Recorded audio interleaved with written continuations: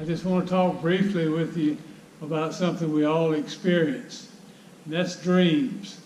Because as we're growing up as kids, everybody has a dream. What do you want to be when you grow up?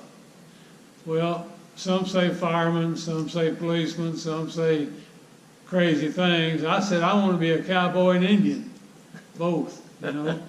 And I kind of grew up in that realm, and it never happened. So we say that dream went by the wayside. But how many have ever dreamed about things that you wanted to do when you got big enough or old enough? Everybody has, I think. Well, how much money you're going to make and how you can make more money and all that.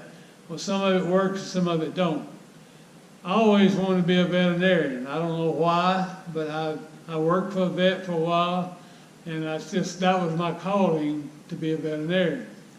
So I got a good education at what is now Woodward Academy. It was Georgia Military Academy when I got that, and went on to the University of Georgia to study veterinary medicine. Well, veterinary medicine is hard to get into, is medical school. Well, so while I was there, I was playing football. And I'm not going to say that was my choice, because that's what I was doing, playing football.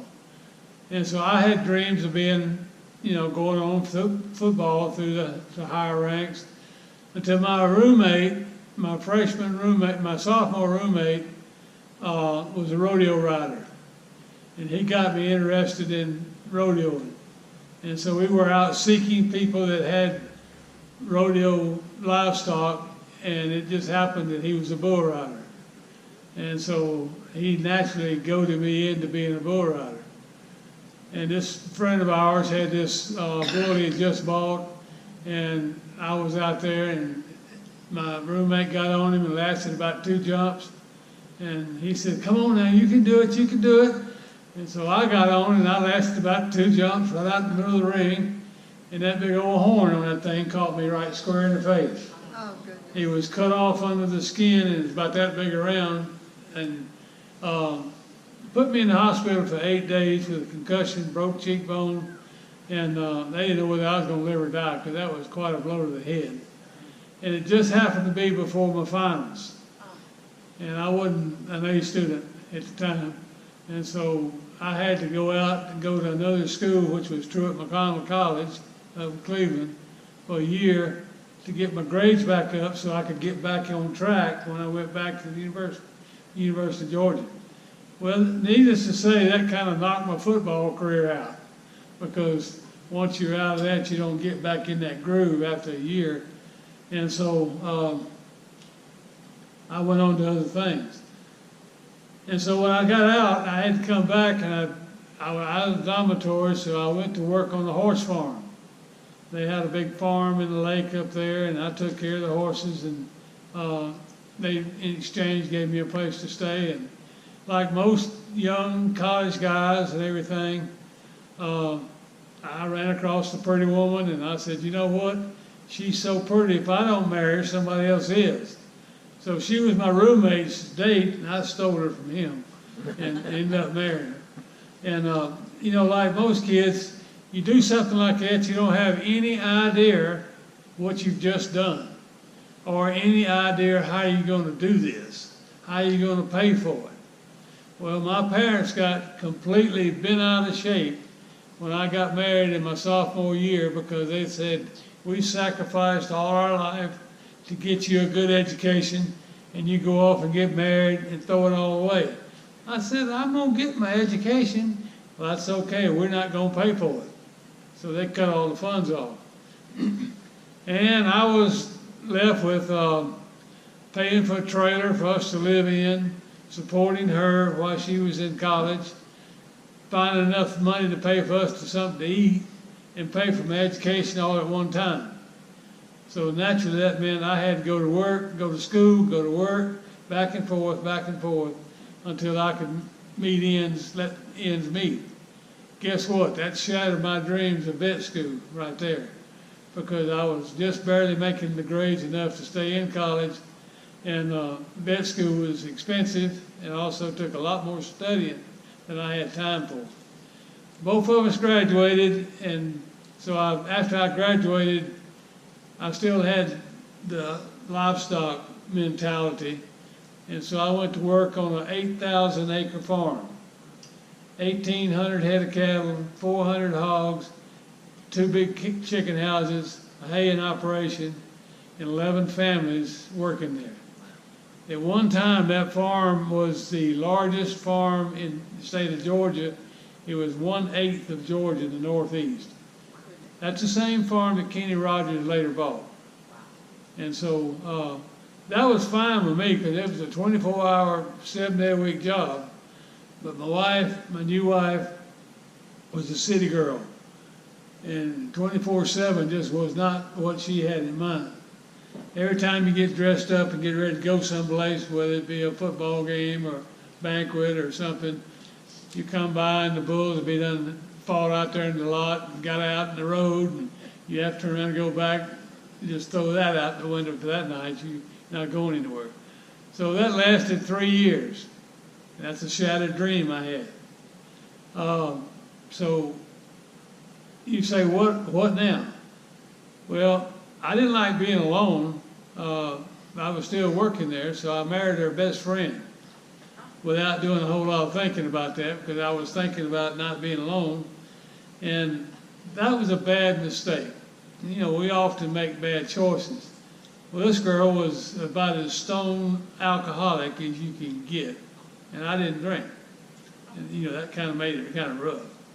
And she'd been an alcoholic since she was 12 years old. And so I married her, and I'll just tell you, sex had something to do with that. And I was walking down the wrong path on that one. So right after that, we moved back to East Point. That's where I was from, and went to work for the State Department of Agriculture as a meat inspector. Well, that was long hours, and I just could not handle this alcoholism, but I stayed with it anyway.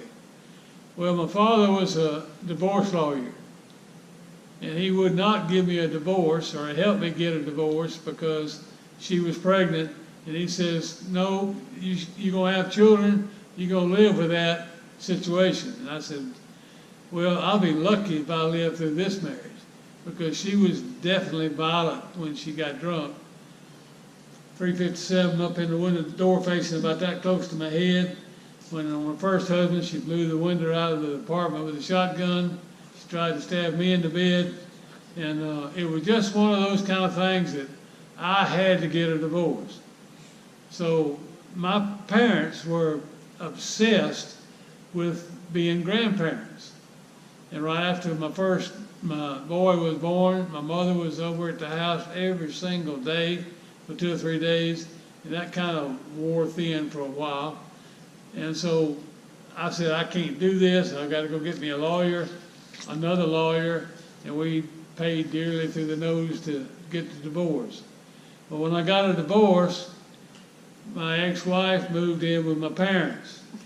Well, that tickled them to death, see, because here's the grandchildren. Oh, we got grandchildren now. They're living in our household. That tickled them to death, but it turned them more against me because I moved out. Well, I moved out to save my life, really.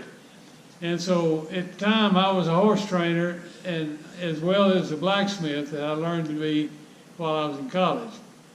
So I had a little horse farm, training barn down in Union City, 40-stall barn, and I was satisfied because I didn't have a home to live in, because I got kicked out of my own house, kicked out of my own family, because I deserted my children.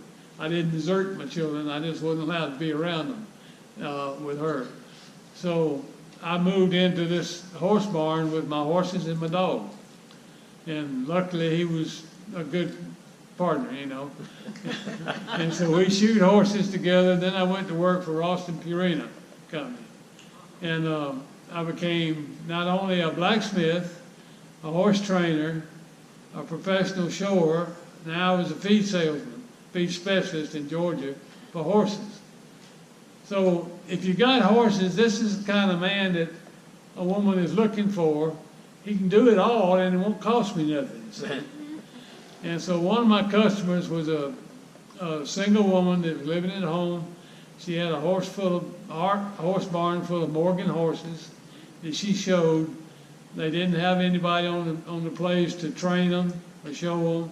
Didn't have a blacksmith except the run-of-the-mill blacksmith. And she feed was high, so I could get it at a discount. So guess who became the jack of all trades for that? Plus she was right, sexy looking and attractive and all that.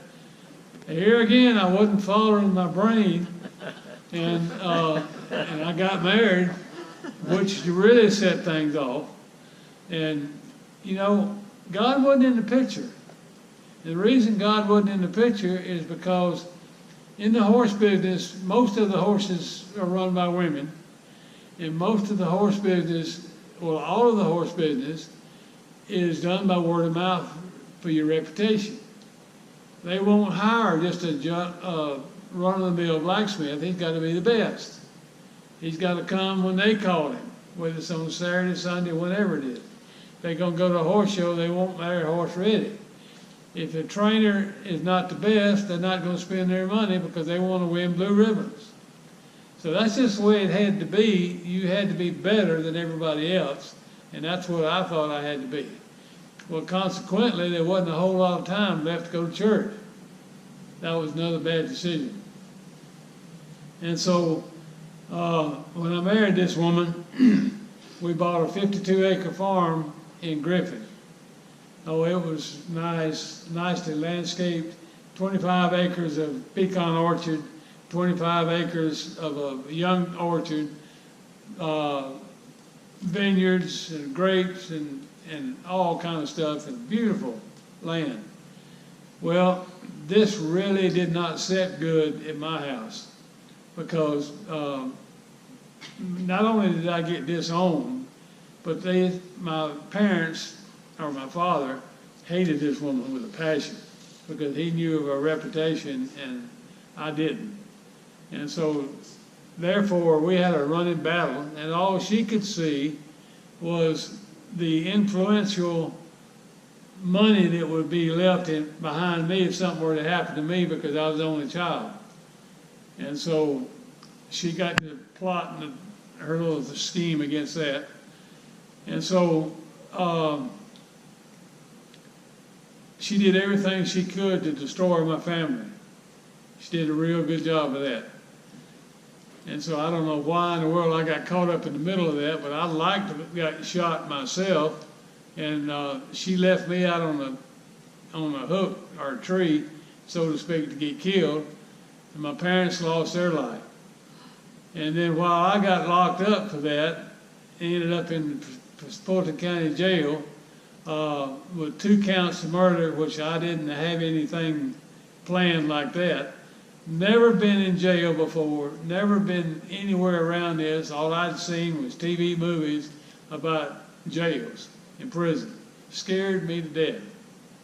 So that's another shattered dream right there, is I lost my parents. And then when I got into trouble and went to jail, like I said, this is the first time in prison, first time I've ever had this kind of shock. She runs on and takes care of my grandparents. Now, my grandparents had a 38-acre farm in South Fulton County, which 285 kind of goes across the backside of it right now.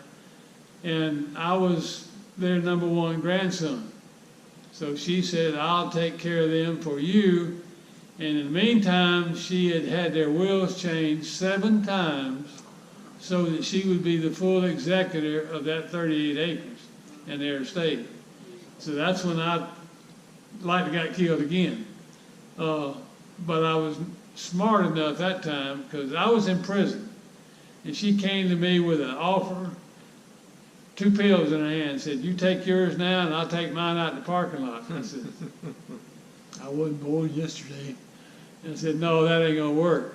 And so in the meantime, while she was taking care of them, she was poisoned with arsenic on a regular basis. They ended up going to the hospital, and my aunt finally pressed charges against her for all that.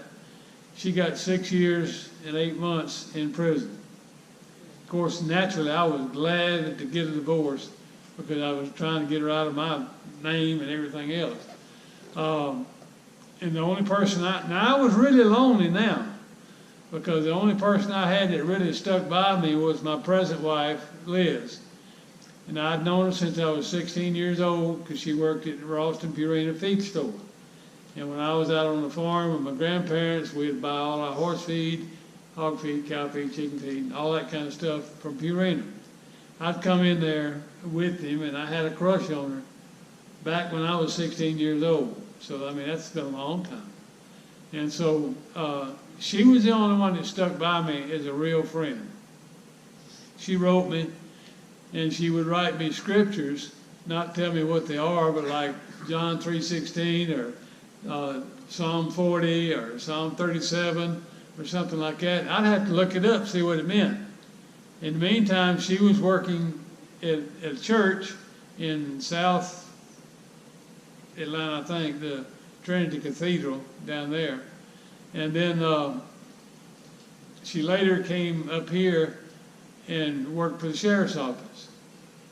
But she would write me letters, and she would come to see me, and we'd gotten my divorce, and she'd gotten hers too. And so the only time that I really had some pleasure in my life was when she would come to see me. And remember now, God is still not in the picture. Now, I went in there and got my 2 life sentences, scared to death, not knowing what I was going to do or anything, because the old timers would tell you, you'll be 50 years old or older when you get out. I said, oh my goodness, I don't know if I can live that long. He said, well, that is if you live through it. You know, you may not live through it because there's a lot of stabbings and a lot of things goes on in here, and you can just like that get caught up in the middle of it. And I said, well, I'm not that kind of person, but I still didn't make that decision. Well, after 8 years, I missed parole the first time, and Full Gospel Businessmen's Fellowship came into the prison. And my spirit-filled Baptist chaplain said, I want you to go to that meeting. I said, wait a minute, I'm not a